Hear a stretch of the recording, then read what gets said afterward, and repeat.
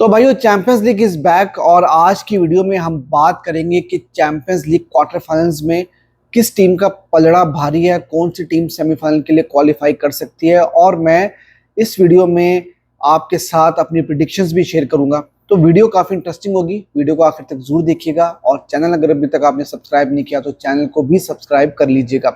तो सबसे पहले बात कर लेते हैं आर्सेनल वर्सेस रियल मैड्रिड की गेम के बारे में।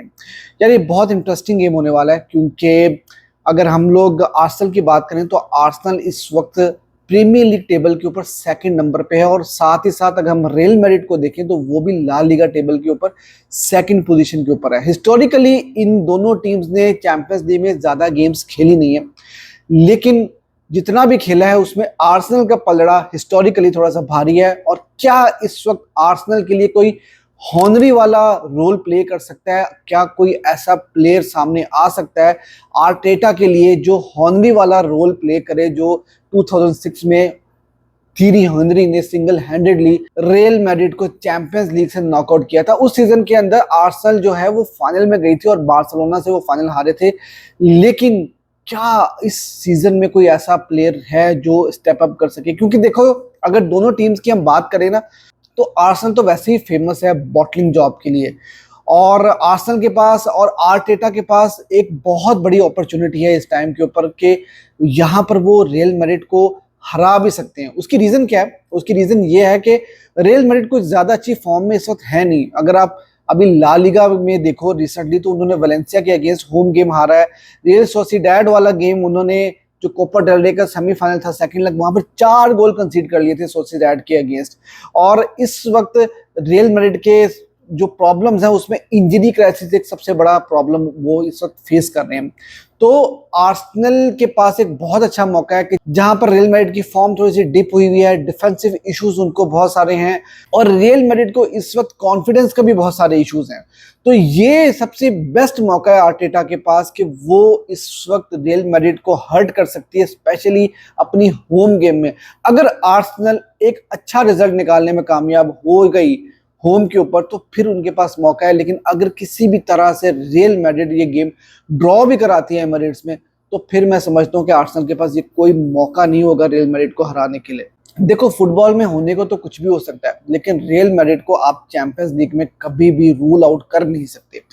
उन्होंने मैनचेस्टर सिटी को हराया था, उन्होंने मैनचेस्टर सिटी को बहुत बुरी तरह से हराया था। और चैंपियंस लीग में रियल मैड्रिड एक डिफरेंट ही तरह की फुटबॉल खेल रही होती है। वो लीग में गंदा कर रहे हो, वो कोपा डेल रे में गंदा कर रहे हो, लेकिन वो चैंपियंस लीग में वो अलग ही तरह के फुटबॉल खेल रहे होते हैं और उनकी लक भी काम कर रही होती है। उनके प्लेयर्स इंडिविजुअली परफॉर्म बहुत अच्छा से कर देते हैं, और जो क्लच मोमेंट होते हैं, रियल मैड्रिड चैंपियंस लीग में उन क्लच मोमेंट्स को कभी नहीं छोड़ती। एक और यहाँ पर मोटिवेशन है आर्सेनल के लिए, वो ये कि आर्सेनल की वुमेन्स टीम में चैंपियंस लीग में रियल मैड्रिड की वुमेन्स टीम को हराया और कमबैक विंग के साथ हराया। तो अब क्या आर्सेनल उनको चैलेंज कर पाएगी कि नहीं कर पाएगी? आर्सेनल को भी कुछ इंजरी क्राइसिस रहे हैं अभी रिसेंटली, लेकिन एक पॉजिटिव न्यूज उनके पास है कि साका वापस आ चुके हैं। लेकिन एक बुरी खबर भी है कि गैब्रियल इंजर्ड हो चुके हैं और उनका सीजन खत्म हो चुका है, तो वो भी एक इशू होगा। और आर्सेनल डिफेंसिवली काफी अच्छी और सॉलिड टीम है। तो अगर हम फर्स्ट लेग की बात करें, जहां पर मैं समझता हूँ कि आर्सेनल के पास मौका जरूर है, अगर आर्सेनल फर्स्ट लेग अच्छा खेल लेती है तो आर्सेनल रियल मैड्रिड के लिए प्रॉब्लम्स कर सकती है। लेकिन मुझे ऐसा लगता है कि एमिरेट्स में ये गेम ड्रॉ होगा और 1-1 के साथ ये फर्स्ट लेग खत्म होगा। अब बात कर लेते हैं Bayern Munich versus Inter Milan. यार 2009-2010 का फाइनल इन दोनों टीम्स ने खेला था और जोसे मोरिन्यो की इंटर मिलान ने वो फाइनल जीत लिया था। और अब ये दोनों टीम्स दोबारा से एक दूसरे के अगेंस्ट खेलेंगी। एक क्लासिकल गेम होने जा रहा है, क्लैश ऑफ द टाइटन्स अगर हम इस गेम को बोलें तो ये गलत नहीं होगा। और ये गेम भी बहुत टाइट होगा, क्योंकि यहाँ पर मुकाबला होगा बायर्न म्यूनिख के अटैक का वर्सेस इंटर मिलान के डिफेंस का। तो ये भी बहुत ही कमाल किस्म का गेम होने वाला है। काफ़ी सुपरस्टार्स दोनों टीम्स में खेलते हैं, वर्ल्ड क्लास टीम्स हैं दोनों। और पहला गेम होगा बायर्न अरेना के अंदर, तो यहाँ पर बायर्न को थोड़ा सा एज जरूर होगा। लेकिन इस सीजन में दोनों टीम्स की चैंपियंस लीग कैंपेन के ऊपर अगर हम नज़र डालें तो इंटर मिलान ने 4th फिनिश किया था ग्रुप स्टेज में और बायर्न म्यूनिख ने फिनिश किया था 12th। लेकिन जब आप नॉकआउट स्टेज के ऊपर आ जाती हो तो फिर मैटर नहीं करता कि ग्रुप स्टेज में क्या हुआ था क्या नहीं हुआ था, क्योंकि अब जो अच्छा खेलेगा वही अगले राउंड के लिए क्वालिफाई करेगा। यहाँ पर थोड़ा सा बायर्न के लिए प्रॉब्लम जरूर है, क्योंकि मुजियाला जो है वो 2 महीने के लिए इंजर्ड हो चुके हैं, इस गेम के लिए वो अवेलेबल नहीं होंगे ऑफ कोर्स।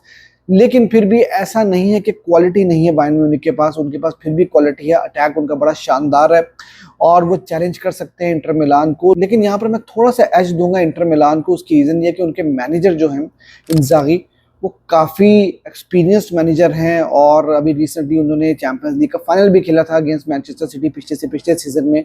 तो उनकी टीम जो है काफ़ी सॉलिड है, उनको पता है कि वो क्या कर रहे हैं। लेकिन ऑन द अदर साइड अगर आप बायर्न म्यूनिख को देखो तो बायर्न म्यूनिख के जो मैनेजर है कंपनी, वो अभी भी इनएक्सपीरियंस मैनेजर है। एक सरप्राइज मूव था बायर्न म्यूनिख की तरफ से, बायर्न म्यूनिख के बोर्ड की तरफ से, कि उन्होंने कंपनी को साइन किया था। और हमने देखा भी इस सीजन में कई बार कि कंपनी कुछ बड़ी गेम्स में आकर परफॉर्म नहीं करवा पाती अपनी टीम से। तो खैर ये होम गेम होगा बायर्न का, तो ये गेम भी मुझे काफ़ी ज़्यादा टाइट लग रहा है और मुझे लगता है कि ये गेम भी जो है ड्रॉ की तरफ जाएगा और मुझे लगता है कि ये गेम भी 1-1 के साथ ड्रॉ होगा। आपकी क्या प्रेडिक्शन है, आपने भी मुझे ज़रूर बताना है कमेंट सेक्शन में। अब बात कर लेते हैं पीएसजी वर्सेस एस्टन विला। यार ये एक ऐसा गेम है जहां पर आप कह तो सकते हो कि पीएसजी को थोड़ा सा एज है, पीएसजी इस वक्त बहुत अच्छी फुटबॉल खेल रही है। देखो उन पे प्रेशर कोई है नहीं, बाकी की जितनी टीम्स हैं Arsenal, Bayern Munich, real Madrid, Barcelona, जितनी भी टीम्स हैं ये कहीं ना कहीं स्ट्रगल कर रही है अपने डोमेस्टिक कॉम्पिटिशन्स में और ये अपने प्लेयर्स को रेस्ट भी नहीं करा पा रही हैं।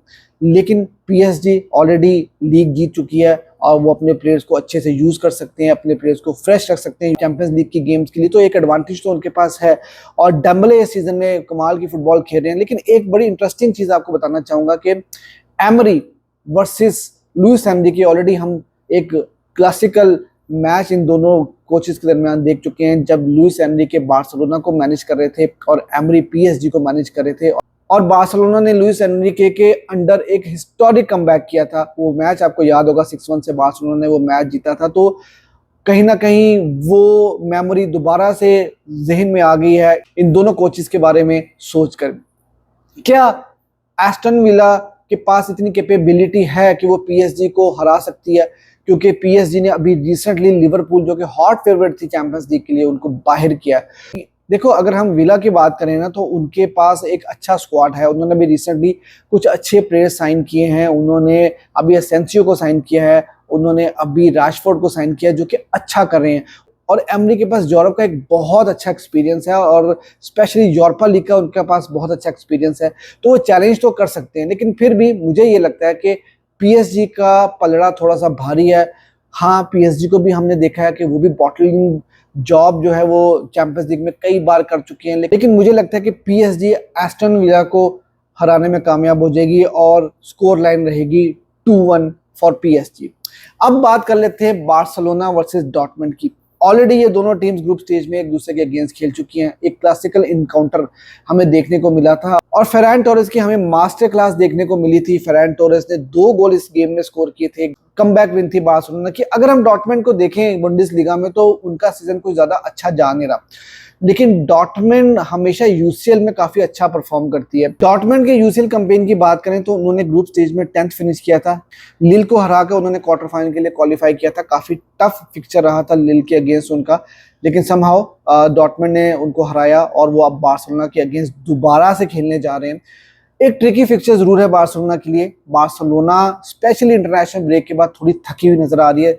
अभी कल जो बार्सिलोना ने मैच खेला है रियल बेटिस के अगेंस्ट, वहां पर बार्सिलोना इंटेंसिटी के साथ फुटबॉल नहीं खेल सकी। लेकिन बार्सिलोना के लिए एक अच्छी खबर ये है कि दानी ओल्मो वो फिट हो चुके हैं और अभी न्यूज़ यही आ रही है कि दानी ओल्मो स्क्वाड में शामिल होंगे इस गेम के लिए।